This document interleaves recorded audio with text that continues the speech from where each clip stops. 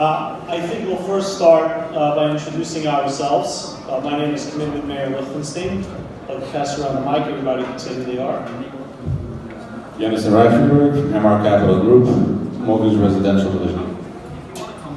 Isaac Ackerman, Lakewood Township Committeeman. Justin Flansbaum, I'm Executive Director of the Lakewood Municipal Utilities Authority and also a member of the Lakewood Township Planning Board. Gerald Klein, and attorney of New York State. Shlomi Friedman, Imperial Real Estate Agency. Maishi Nyman, former chairman of the Lakewood Township Planning Board.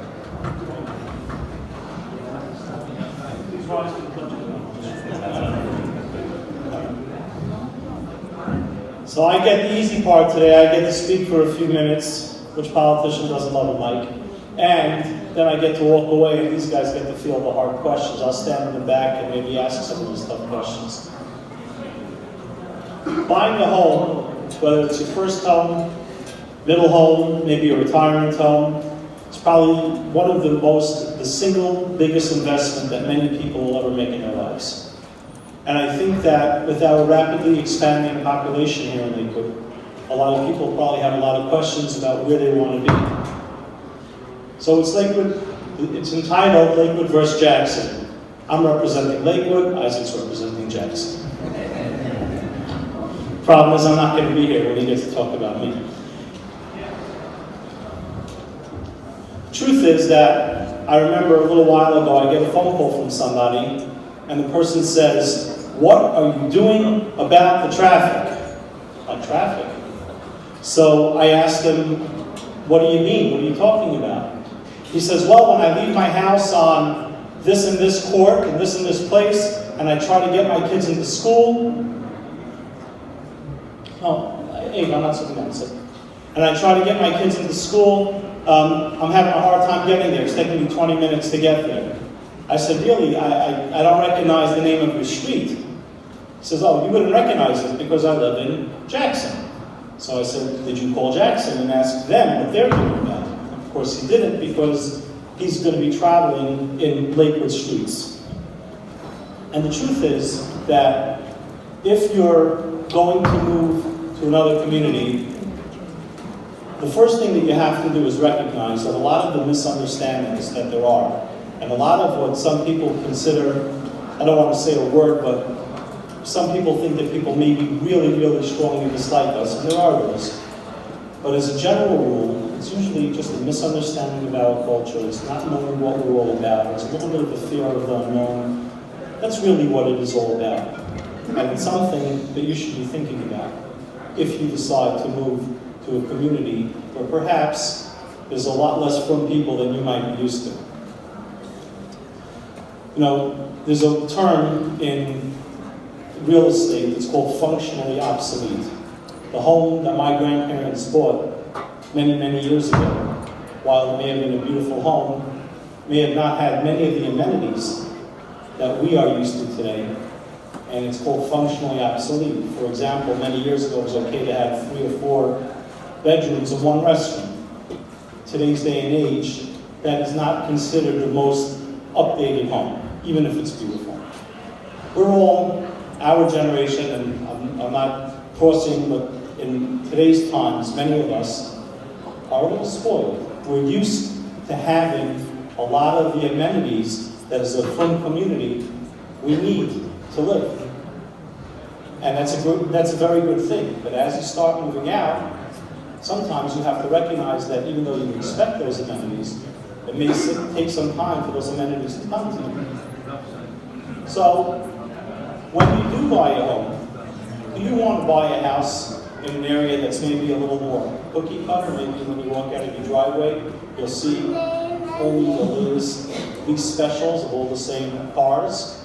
Or do you want something that's maybe a little different? Maybe you want a pool. Maybe you want a larger property. Now there are areas in Lakewood, of course, where you can get that, but as you can imagine, as an area is populated, those homes are more expensive.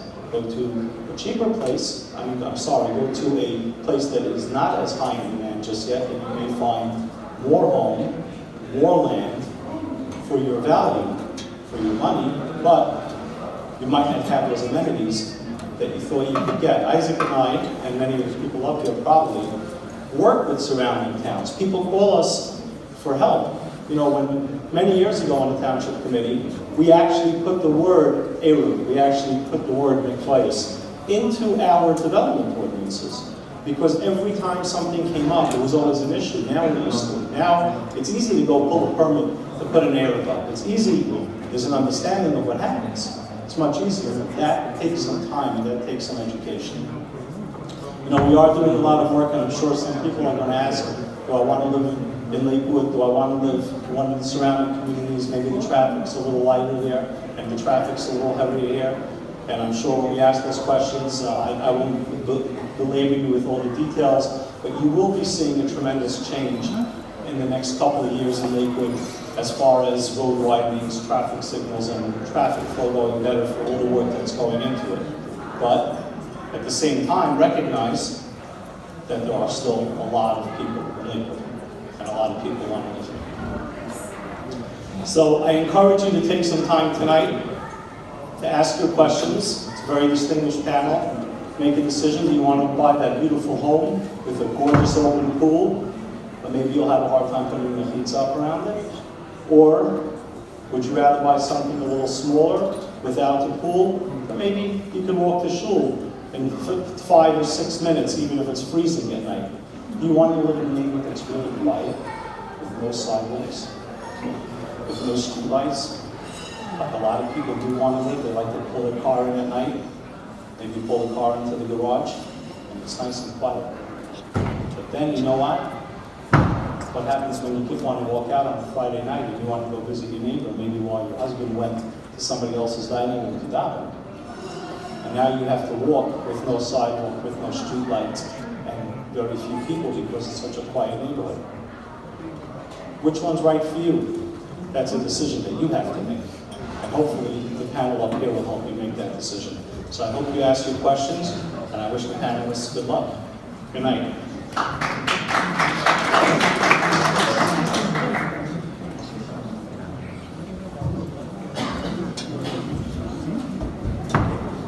Thank you very much, Julian Lichtenstein. Okay, so tonight we'll do it 2 ways. There are some questions that was given here by The Voice. First of all, thank you, Voice, for sponsoring and for putting this important panel together. For really choosing people who understand and who can hopefully answer a lot of the questions tonight. So there are some questions that we have written down here, and then we're going to open it to the public, and we'll ask if anyone from the public has any questions for any of our panel members here tonight as well. I think we'll start. We have Shlomi Friedman from the one of the top real estate agents in Lakewood, and who him and his firm has sold a lot of real estate in Jackson as well. So we'll start with you, Shlomi. Someone wants to buy a house, someone comes over to you and they say, you know what, I'm moving out of Coventry, I have 3 kids, and I want to look to buy in Jackson. And a lot of my friends are moving to Jackson. I know there are different areas. This Jackson panel, currently ongoing, right across from the lobby. Thank you. There are different areas in Jackson. Do you have any areas that you recommend? Are there any newer areas, any older areas? When someone, a prospective buyer, is looking for a home in Jackson, are there certain areas that you would recommend? Well, the first thing that you do when you are looking to buy a house, obviously, we always know that there's the 3 L's in real estate: location, location, location. Location really means where you feel comfortable for you and your family. And when a potential buyer comes and meets with the realtor, that's the first thing that they're going to discuss. What are the shuls in the neighborhood? Who are the people that live there? They feel comfortable with that particular neighborhood. So they're going to look around, and Baruch Hashem, there's an Asian Imperial sitting right here in the audience. He sold over 50 homes in less than 12 months. It's expanding so quickly. They're going north of County Line Road, south of County, there's Brookwood 1, 2, 3, 4, Fleer, Harmony Farms. There's different types of people that live there, different neighborhoods.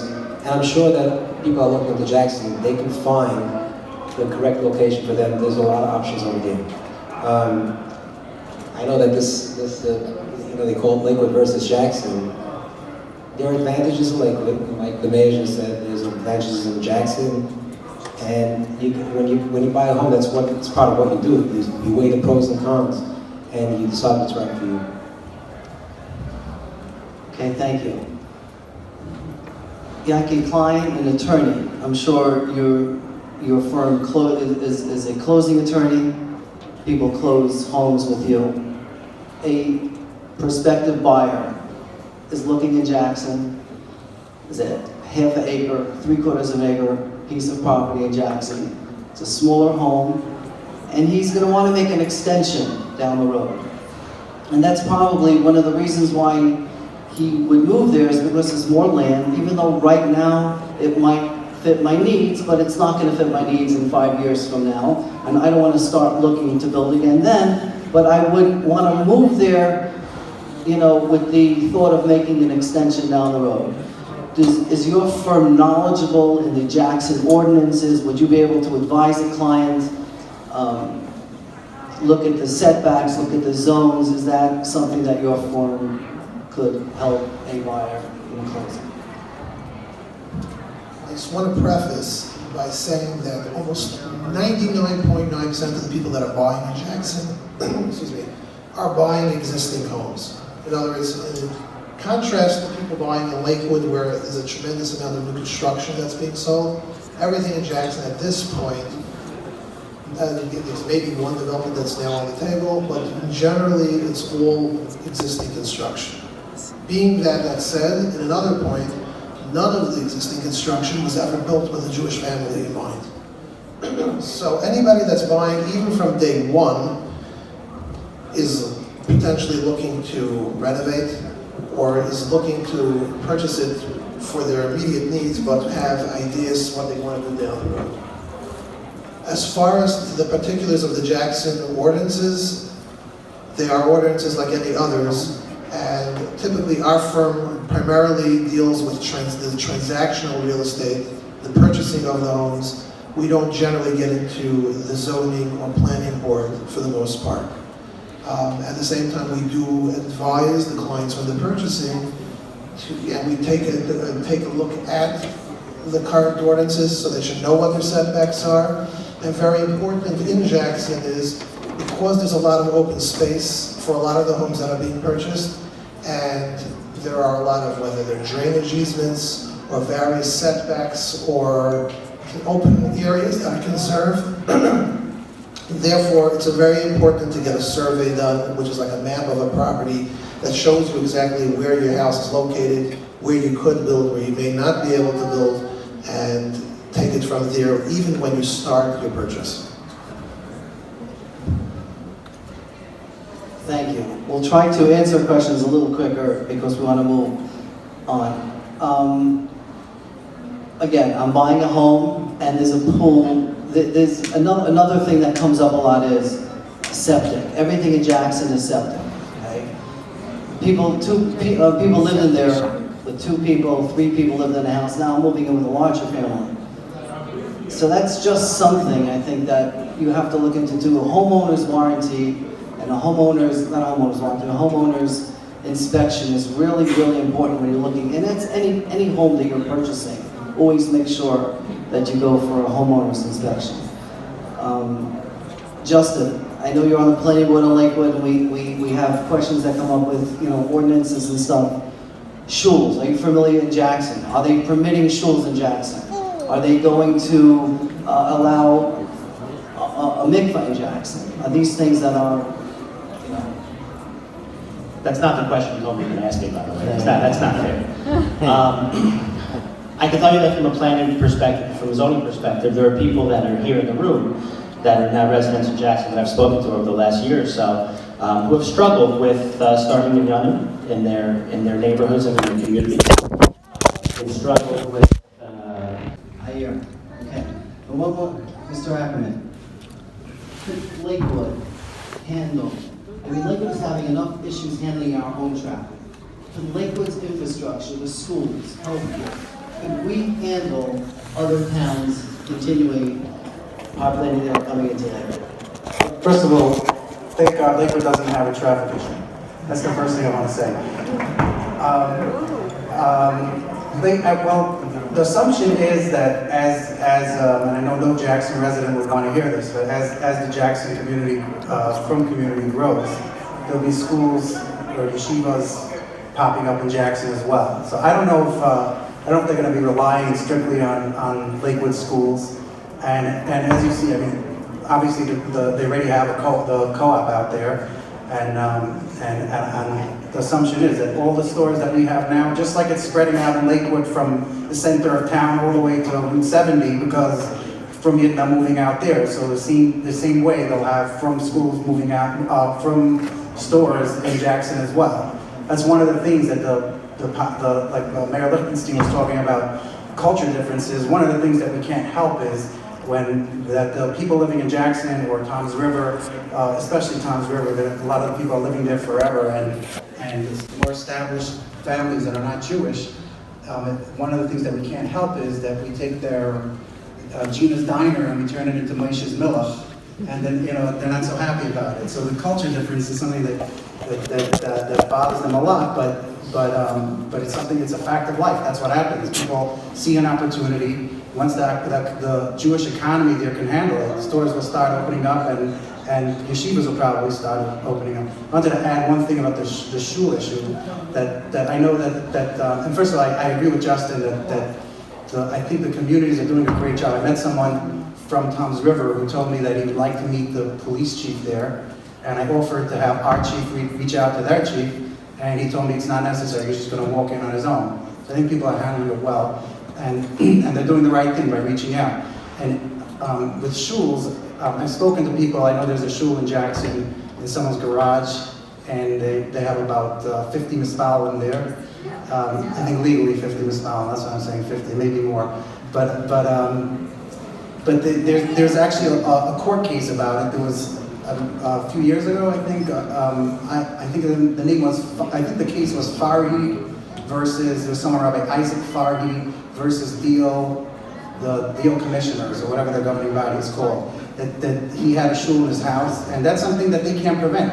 I'm allowed to invite you over to my house to play a game of poker, even though I don't play poker, and I'm allowed to invite people over to my house to pray, whether I'm Jewish, if I'm a Muslim, it doesn't make a difference. You can't stop anybody from doing that. So there always is opportunity for shul. Someone just has to be willing to give up a small portion of their house. So I think everything, doctor's offices, and I mean it's a little bit for Jackson. There is a Jewish doctor in Jackson already, and all these. I think that we're not going to be taxed as time goes on. In the beginning, it may be a little bit hard for Lakewood, but we're sort of, I would say, sister cities. At least the sister Kehilas. That's it. I'm willing that people should come into Lakewood and take some of my space if they're living in Jackson, not hogging.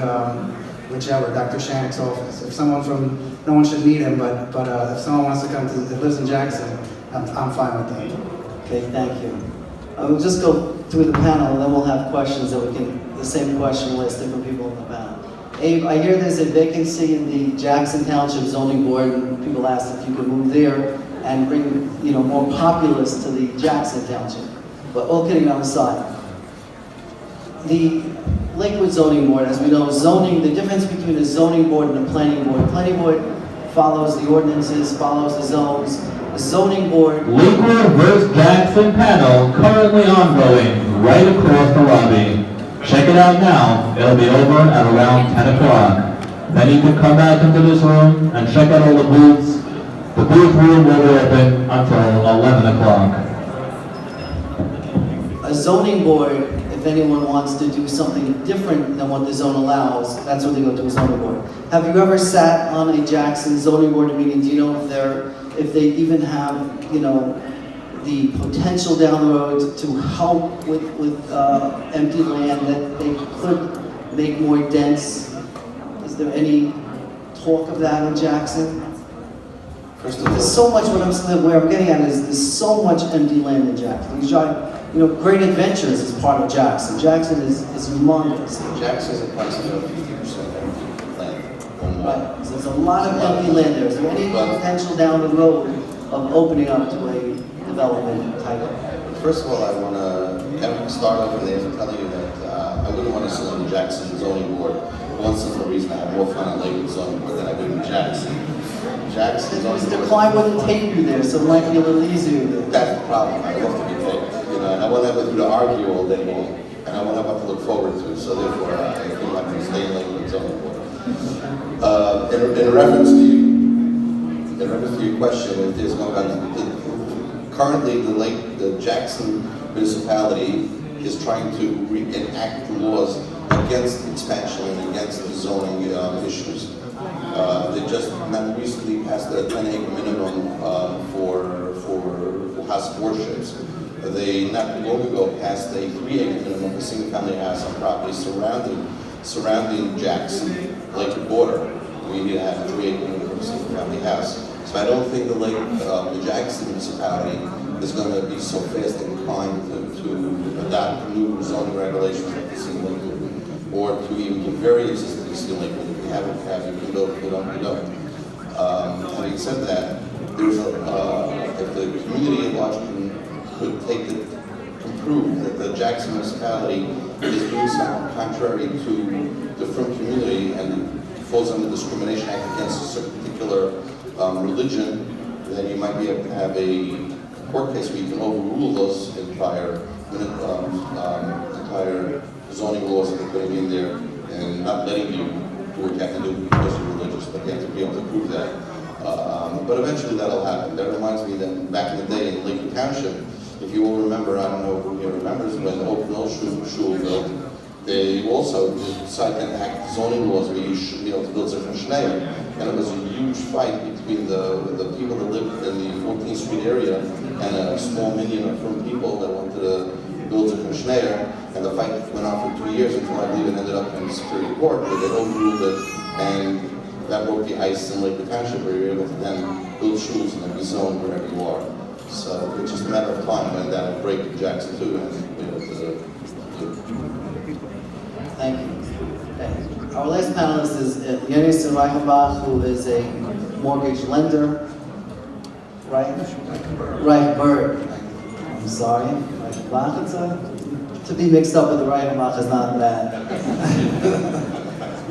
Talk a little bit about, are there any differences in getting a mortgage if you're buying in Lakewood, buying in Jackson, old construction versus new construction, as far as getting a mortgage? I'll try to keep this short because the mortgage, you know pretty much the ballpark, what your payments are going to be, and you can qualify based on that. New construction, anything can happen in the next 12, 18 months, so you really don't know the exact payments. However, you definitely try to qualify at a little higher rate just in case rates do go up. Okay, before we start the next round of questioning, anyone from the audience have any questions that they want to ask a specific panelist, or just a general question that any panelist can answer? Seeing none, I'll close it. I can't see, the lights are right in my eye. But if you want to come up and you can take the mic. Or stand up. Yes.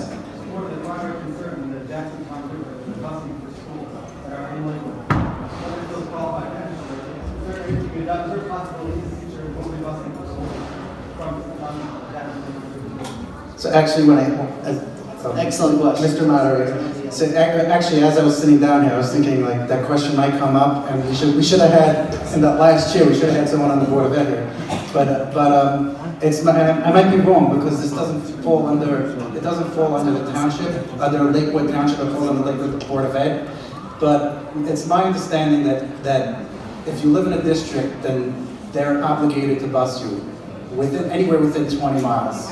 So if, let's say Lakewood, most parts of Jackson to most parts of Lakewood are within 20 miles. It's not as the crow flies, it's based on the streets, the closest route by car, by vehicle. So they have an obligation to provide busing for you.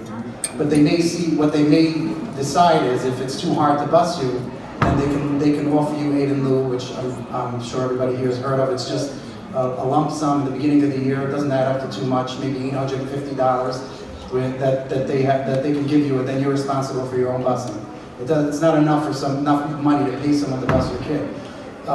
Right now, Lakewood has, I forgot what it's called, it's something, it's called something like a jointure between Lakewood and I think Jackson. I don't know if they have it with Tom's River, where Jackson will pay Lakewood, and Lakewood will pick up the kids. But for this year, all that we're doing, I believe, is picking up the kids on the border of Jackson. They do plan, I spoke to Rami Kravitz about this a little while ago. He's the head of the Lakewood LSTA, whatever it stands for, the private school busing consortium, or consortium, however you pronounce it. And he told me that for next year, they will be able to go into Jackson for some of the routes. And furthermore, as there are more people moving into Jackson, that's going to be part of his job to monitor and see which, like if there's an area, or let's say an area where, let's say there's 40, 50 kids, that especially if they're going to the same school, but they're living in the same area, so even if they don't go to the same school, it'll be economical for a bus company to pick up that route. So they plan on starting to go further into Jackson. So the short answer is yes. Okay. We'll take the short answer. Okay. All right, another question that people are asking is, we know that real estate prices, and Shlomi, I think I'm going to give this to you, goes with supply and demand. You know, as if the demand is there, prices are up. The problem, and Lakewood, for whatever reason, Lakewood doesn't have the same rules anywhere in the country has. You know, real estate might be going down in South Jersey, but in Lakewood it's going up. So Lakewood has its unique, you know, Lakewood and the surrounding areas. Do you find that in Jackson as well, that the prices, the real estate prices are going up, or because there's more of a supply, because now it's not only Lakewood, it's also Jackson, it's also Tom's River, is that going to bring the prices down? Actually, Lakewood doesn't have the same rules as anywhere else. It's always supply and demand. So Lakewood is just as anywhere else. Our supply is limited, and the demand is huge. Baruch Hashem, Lakewood is it's a very attractive place, and it's attracting good people, and we're with limited supply. Now the question is if the rules are different, if because there's more supply in Jackson, if the prices are going to be lower for a longer time. Possibly, but what we've seen happening in Lakewood is that there are different supply and demand ratios in different areas in Lakewood. It's not Lakewood as a general rule. You have different areas going up quicker than other places. And the same thing's going to happen in Jackson. You have different neighborhoods in Jackson. There's Brookwood 1 has a different price than Fleer or Harmony Farms. So as the neighborhoods, the market, the buyers actually are the ones who decide what the prices are going to be, not the sellers, and definitely not the realtors. It's the buyer's demand that really decides what the prices are going to be. If the buyers don't buy, the sellers have to sell, and there's a supply and a low demand, the prices won't go down.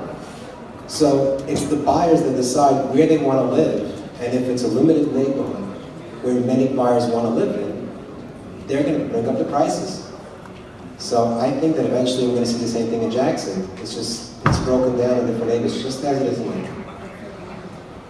Thank you. I'm going to ask you another question, because this is so interesting to me, and I think to a lot of people as well. We gauge basement rentals with how many pages in the Maso Matam there are. Okay, that's how we gauge basement rentals. 3 years ago, you couldn't find a basement apartment. And now there are so many basement apartments. But I've seen it like 5 years ago there were plenty. Is that something that there's a constant up and down? Are there cycles when it comes to basement apartments? I know you deal with mansions, not with basements, but as a realtor, do you? I see sometimes cycles when it comes to basement apartments. Sure, that's true. Yes, I'm in Lakewood only 15 years, but I think most of the new construction was within the last 15 years. And I've seen those cycles. It has to do with new construction, obviously. The more new construction, all new construction now is with basement apartments. So anytime a house goes up, you have a basement apartment available. But what's also happening is that the people that are buying the new construction homes are moving out of basements, and they have 2 vacancies for each one house that goes up. So what you're seeing is, you're seeing every time there's new construction, you're seeing a larger number of vacancies. But that changes because the population reduction is growing very quickly. So you are going to have those cycles, but then again, it's always also going to be broken down to different neighborhoods, and it's not always going to be the same. We still have a lot of neighborhoods in Lakewood that have a shortage in basement apartments according to the demand in those neighborhoods. So that's part of what people are going to want to think when they buy a house. Be smarter of where they think they're going to have a better chance of renting out their apartments if they're along in that income. I always try to help buyers to be very concerned with those numbers. Don't rely on 100% of that rental income. You're not going to always get it every year. You're going to have vacancies from one tenant and the next, and you should be conservative about that, just as you should be in all other numbers.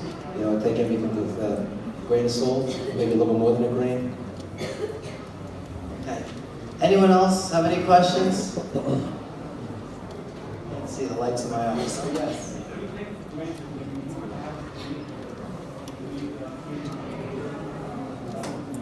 Okay. Very good question.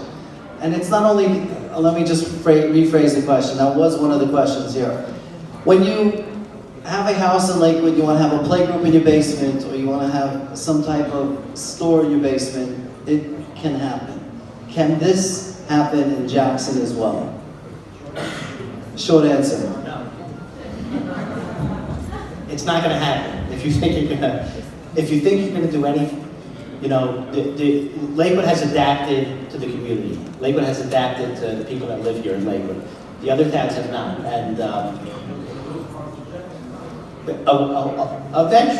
eventually, things will change. Just like Abe was saying before, you know, as new people move in, and as people realize that the needs now of their township residents are different than what they've been, or certain residents have certain needs, that will change. I mean, there's no doubt about it. But if you think you're just going to buy a house in Jackson now and, you know, open up a playground in your living room, it's not going to happen.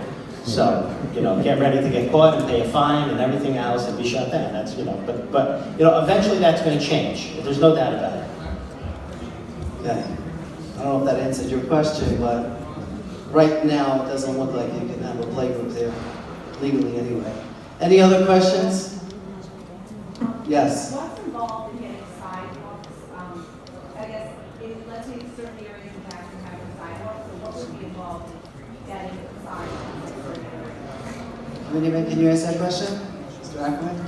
What is it involved in Lakewood? Let's start with Lakewood. I know that I just saw, they just put sidewalks up throughout the whole Hope Road. You know, that was a process, but I'll tell you, the problem is you want short answers, but it's a long answer. Basically, the way it works typically is, in Lakewood, we're looking all over the place. Wherever we see the sidewalks missing, and make sure you know the planning board and the zoning board, anytime someone builds a development now, or most of the time they're supposed to force the issue and make them put sidewalks in, but we're trying to fill the gaps ourselves in all the areas that don't have sidewalks right now. A lot of municipalities, you can go to you can petition the governing body of Jackson, you get the people in the neighborhood to sign a letter, and I don't know what their policy is, and if they pay for sidewalks themselves, then they'll pay for it. A lot of, most places, what they do is they'll put sidewalks in, but they'll add a special assessment to your house. And if it costed $5,000 to put the sidewalk and it covers 3 homes, then they'll assess everybody. Actually, pick a more even number. If it's $4,000 in 2 homes, they'll assess both homes $2,000. And they may let you pay it over the course of a bunch of years, but you'll get a special assessment. So it depends. It's not a simple answer. It depends how the township works with these things. Someone could email the mayor and find out, how does it work? Does the township provide sidewalks? Maybe you just need a petition from all the neighbors, or do you have to pay for it yourself? Or if you're willing to pay for it yourself, you just want the township to do it, which I don't recommend because it always comes out more expensive. Then you can tell them to please go ahead, and you're willing to take that special assessment. So you have to find out what their policy is, which unfortunately I'm not aware of. Any other, yes? Good question. The tax implications, meaning the rate of the tax for Lakewood versus Jackson. I'm not sure. My understanding is that Jackson is a little bit lower, but I'm not 100% sure. Actually, wait, hold on. taxes actually in Lakewood, the tax rate goes based on the assessed value. So it's the Lakewood tax rate is 2.93%. So basically, for $100,000 assessment, you're paying $2,930. Jackson is 2.23, I believe. So you're paying $22.30 per $100,000 assessment. Any other fees? I know that someone was telling me for garbage is an extra fee in Jackson, where Lakewood is included in other fees. Yeah, but it's nominal. I think it's about $300 a year. I think it's $75 a quarter, or something like that. So 65. Okay. Thank you. I just make up a number. April pointed out just the assessment is based on whatever the township assesses your house for. So in Jackson, generally, your assessment will be less, so you'll be the lower tax rate on the lower assessment as well. Okay, we spoke about Jackson a lot. Mayor, we're going to put you on the spot now. I know that, Committeeman Levinson spoke about this, but he said that in the next few years, you'll see we're going to be working on roads. Can you give us, in Lakewood, the traffic here is unbearable, and people are still building because, there's buildable land, people are going to build, people still want to move here. What is the goal? What is the future? What is the of traffic here in Lakewood? Okay, I'm going to say something that may be a little bit original, but I really believe it to be true. In a way, Lakewood it's a transitional, whatever you want to call it, township, municipality, township, city, but it's not fully developed yet. Some things remain to be seen. Like there's a big argument about a shopping mall. A lot of people are upset that there may be a shopping mall coming up. I don't know, and I was talking about it to the people who are building it, and I pointed out to them that they have no idea if it'll alleviate traffic, as all the people in the neighborhood will go there, or if it'll be people from 14th Street or whatever, the other side of town, and it'll create more congestion. So it's very hard to tell. It depends how things end up. Like if there's commercial in all four corners of town, and stores and everything, and everybody stays in their neighborhood, then there'll be less of a traffic problem. We plan on putting in new roads, we plan on putting up traffic lights all over the place. We put aside money for it already, and we're hoping it'll definitely alleviate the traffic somewhat. Will it be perfect? I have no way of knowing. I have traffic experts that are saying that soon Lakewood's going to be at least as smooth as Manhattan. Or at least something else, bad example, but as bar. But the experts are saying that with all the future changes, with some of them, it's not feasible for us to do it now because if we wait for certain areas to get developed, it'll be a lot cheaper to do. But they're saying that once we're done, it's going to be a lot lighter, the traffic, and the fact is, like as I said, it depends how the town develops. If things are placed strategically and we have the right areas have commercial and the other areas that shouldn't have commercial don't have commercial, then it could end up being a lot better than it is now. What we have right now is a transitional phase that hopefully will go away shortly. Let's talk about that for a second. Take a development like Westgate, and there are rumors that one of the golf courses were just sold and another large number of homes are going to be built on this golf course.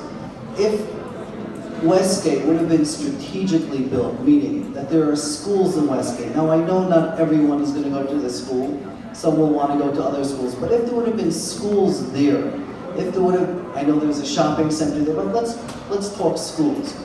You can have schools that can handle the thousands of kids in Westgate that they don't have to travel out on school buses every day.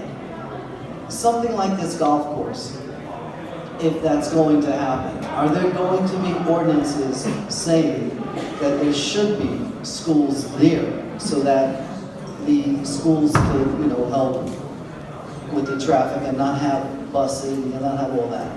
I understand your question. I say it's 6 in one and half a dozen in the other because if you put a school in Westgate, in Arca Hill, you can't, I'm not sending my kids there because it's too from, and you're not sending your kids there because it's too goyish. So at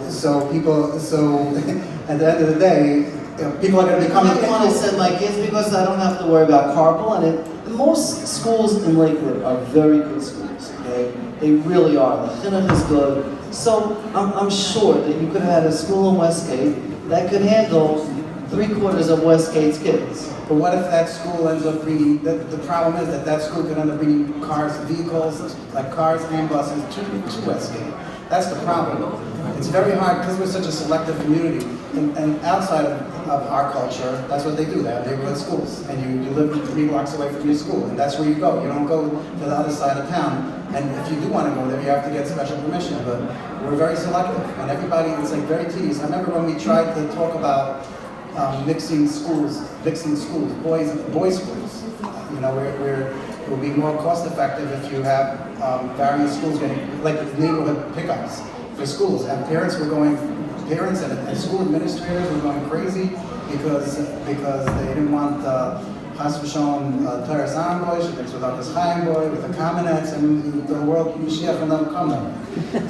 So we're very selective. So that's why that model doesn't really work so well for Lakewood. That's my opinion. But I will say, traffic is a very, because when people ask me traffic questions, it's a very tricky thing. If you look at Coventry Square, 1 million houses in one spot. I've been there many times, and maybe I'm wrong, but the times that I've been there, I never had a problem getting in, getting out. I don't see traffic there. But you look at other areas, at other developments, and you can never get out of there. So it's something that's very, very hard to understand. You know, it's very unpredictable and hard to understand. It's a good point. There's always this one spot on the Staten Island Expressway, always packed, and then a minute later it's empty, and you're like, where did those cars go? They went to Route 9. Moshe, I will say something. Now I'm going to stop. I was talking a lot because I was waiting for you to say good point. And now I'm done. Then I was going to take the mic. Okay. Anyone else have any questions?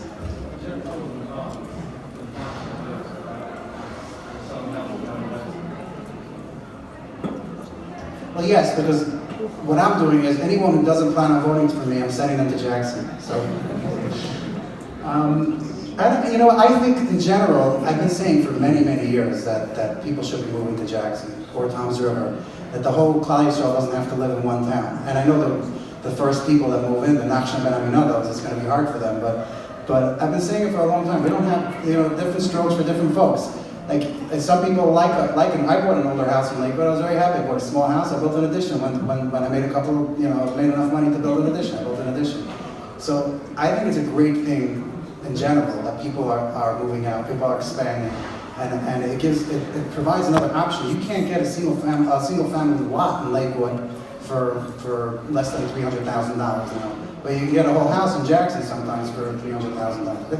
I think it's one of the best things that's happened recently. It alleviates the pressure on Lakewood, because I never believed that it doesn't say, I checked the Sarah Libraries many times, and it doesn't say anywhere in there that every Yid in Klal Yisrael has to live in Lakewood. So I think it's a great thing that it's expanding.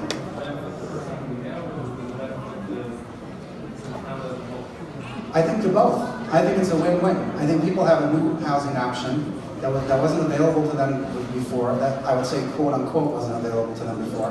It was always available.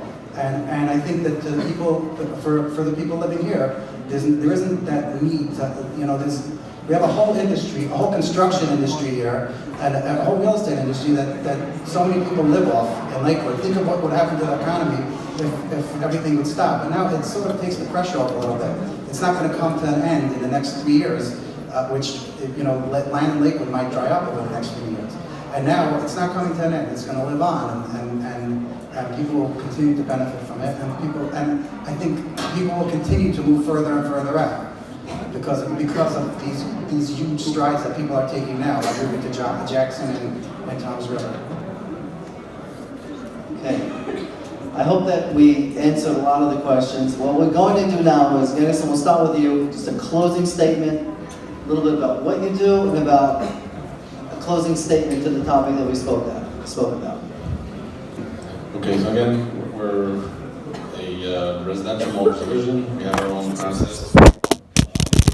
Another door. And I think it's a big benefit for them. It's talked about miles before. Okay. Getting you pre-approved prior to looking for your dream home. And by doing that, you'll have a few benefits. First of all, you'll vet out any issues that you had prior to. Second of all, your offer that you put on the table might be accepted a lot easier than somebody else's offer, because you're already been pre-underwritten, not just pre-approved. Most of all, your time to be able to close, meaning you have all your documents in place already, you'll be able to close a lot earlier. But what I would advise people when you sign a contract, just make sure, because people don't really realize this, there's usually a war trying to grab your contract and get your offer in place, is they'll give a deposit and they don't care where the money's coming from. That'll come back to haunt you when you're looking to get your mortgage. So just talk to your mortgage professional, make sure your funds that are coming should be coming from a place that you shouldn't have an issue getting your loan going forward, then you'll have a nice smooth transaction. Thank you. 30 seconds, and I'm going to hold you. No, I'm just kidding. A minute. Oh, good, yes. 4-minute clock. I'm thinking where to begin. I'll start with the Lakewood community at large.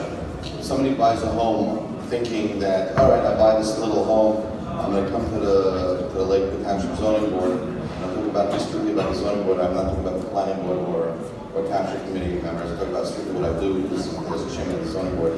Oh, no problem. I'm going to come to the zoning board and I will decide to put in a new set of plans for a massive expansion with one basement apartment in the front, another apartment in the attic, and a third apartment on the side, and a fifth apartment in the garage. And There are only 2 parking slots, right? That much. And a little roof for my cozy coop in the front. And therefore, I'll have a beautiful home, and it'll be wonderful. And one day we can go to pot. Let me tell you, it's not going to happen. The Lakewood Township Zoning Board has to be very, very strict. Contrary to what people think, Lakewood Township Zoning Board in 2016 almost didn't approve. We approved approximately 160 homes, of which 60 could have built as of right, so we had a net gain of 60 homes. We consider that in Lakewood Township as a zero growth in the Lakewood Township Zoning Board. That was just the month of June. What are you talking about? Yeah, but officially it's December through January, so it's 1 month of December, January. And therefore, don't think it's just gonna happen. And in reference to development, people see new signs going up, letters going around that developments are coming up. Everyone come out and vote and scream and yell and jump all over the place. Let me tell you, that's not the way to do it. If you see a development coming up, yes, you should come out. You should oppose it if you want it. You should speak for it if you want it. But just to go around and yelling and screaming and on the blog saying, this is crazy, that's crazy, this guy's nuts, is not going to help you anything. Contrary, it'll just make everyone think twice. You know, who are these people here complaining? But if you do see something that you don't like, we do encourage you to please come out, do voice your opinion, and we do listen, and that's how we'll see zero growth like we seen last year at the Lakewood Zoning Board. Thank you. Mr. Ackerman? I guess I don't know what to say. What do I do? You tell me, what do I do? Yeah. I'm everybody's doormat. If you ever need help with anything township related, feel free to reach out to me. And I just, on the topic, I'll just my summation is that the people who are worried, first of all, services I think will creep into Jackson. As far as schools and everything, there's religious land use laws that we're, at some point you can force the issue. And even without forcing the issue, as the neighborhoods develop, I think things they'll be like people care if there's a shul in their neighborhood, but if there's a shul in another neighborhood that's exclusively Jewish, I don't think people would care that much. So I think as long as we're careful and we beat the stigma of what's going on in Lakewood, where people think that we don't care about anything, we do whatever we want, we build where we want. As soon as they see nobody's building anything, nobody's looking to be offensive to anybody, I think life will be a lot easier for the people of Jackson and Thank you, and thank you very much for Lakewood, really. Justin? Mike, you mentioned the golf course. I was going to say that I was very upset when I heard about the golf course because I enjoyed beating Isaac at golf every summer, and now I'm not sure where we're going to play anymore, so that's what I'm upset about. But Lakewood obviously has seen tremendous growth over the last 15, 20 years. When I was a kid growing up in Lakewood, if you wanted pizza after Shabbos, there was a guy that sold pizza in front of Sotner on Forest Avenue, in the back of a box truck. And that's where you got your pizza after Shabbos. The town's changed tremendously, and I think all in all it's changed. It's changed for the better. There are tremendous benefits now in town. And there are issues that that we have to contend with, and there are issues that will be solved. There's no doubt about it. But if you're looking to move out of town, if you're looking to move to Jackson or Toms River, the key is you have to be respectful. Be respectful of the people that live there. Be respectful of the local municipal land use laws, and get involved. If you have questions about sidewalks or anything else, get involved. Go to the council meetings, talk to the council people, talk to the mayors, and that's really what's going to bring the accommodations that our community needs. Thank you. Yeah. I generally get the buyer when he wants to buy a house, and he already picked the house where he wants to live. So ultimately, my advice to him is that, number one, as an attorney, I've always said this, and I try encouraging the buyers to realize that this is a transaction-driven business. I'm here as a transactional attorney. I'm here to help the buyer actually reach his goal and buy his house. And therefore, it's not a fight. We're not fighting with a seller or a seller fighting with a buyer. We want to make this work for both people and get to the point where you want to be because you've actually signed that contract. So therefore, realize what it is that you're buying, know your limitations, what your budget is, understand that there are two sides of the coin. You look at it one way, they may look at it the other way, but at the same time, we try to realize your dream for you. We're efficient, and we realize that 90% of the world, they don't do this every day. They're spending a significant amount of time, money, and resources to do this, and we'll explain it to them, make sure that they're doing the right thing for them.